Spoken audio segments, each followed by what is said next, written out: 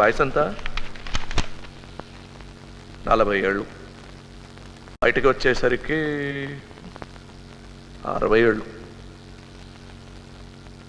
నీ పెళ్ళం సావిత్రి నీకన్నా చాలా చిన్నది కాదు? ఇంకో 10-12 ఏళ్ల యవ్వనం ఎలా గడుపుతుందో పాపం. మీ గ్రూపులో అందరూ ఆవిడ్ని చేరతీస్తారు. ఎవడైనా ఒక మంచివాడు పెళ్లి చేసుకుంటాడు లేదా ఉంచుకుంటాడు.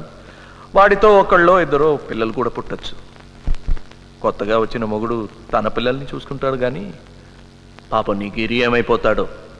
చాలు ఆపు. పాపం గిరి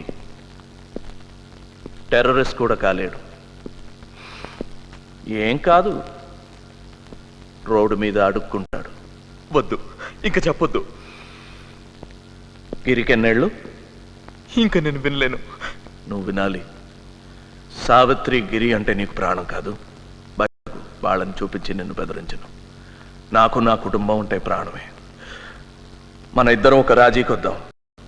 వీలైనంత తొందరగా నిన్ను నీ కుటుంబంతో ఉండేటట్టు చేస్తాను. అబద్ధం. అబద్ధమే కాదు? కాదు, నిజం. నేను సావిత్రిని కలిశాను, మాట్లాడాను. గిరి బాగానే ఉన్నాడు. నువ్వు మొత్తం చెప్పేస్తే నీ మీద జాలిపడి నీ పేరు ఈ ఫైల్లో లేకుండా చేయడం కూడా సాధ్యమే.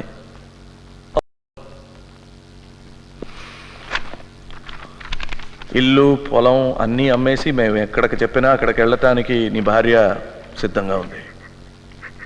నీ క్షేమం గురించి హామీ కూడా ఇచ్చాను.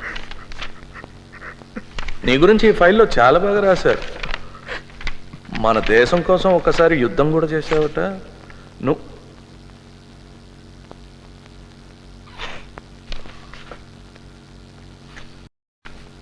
వీడు తెలుసా నీకు? ఫ్రెండా? గ్రూపులో ఒకడా? ఎన్నిసార్లు చూసావు?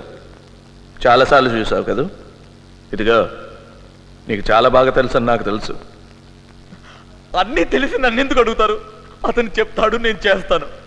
మీరు ఏదైనా అడగాలనుకుంటే ఈ భద్ర గారిని అడగండి.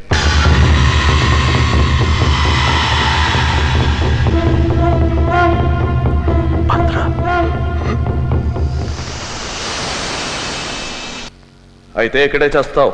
నేను చస్తే 1000 మంది పుడతారు. పుట్టరు. నువ్వు చేస్తే 1000 రెట్లు భయం పడుతుంది. నీది ఉగ్రవాదం.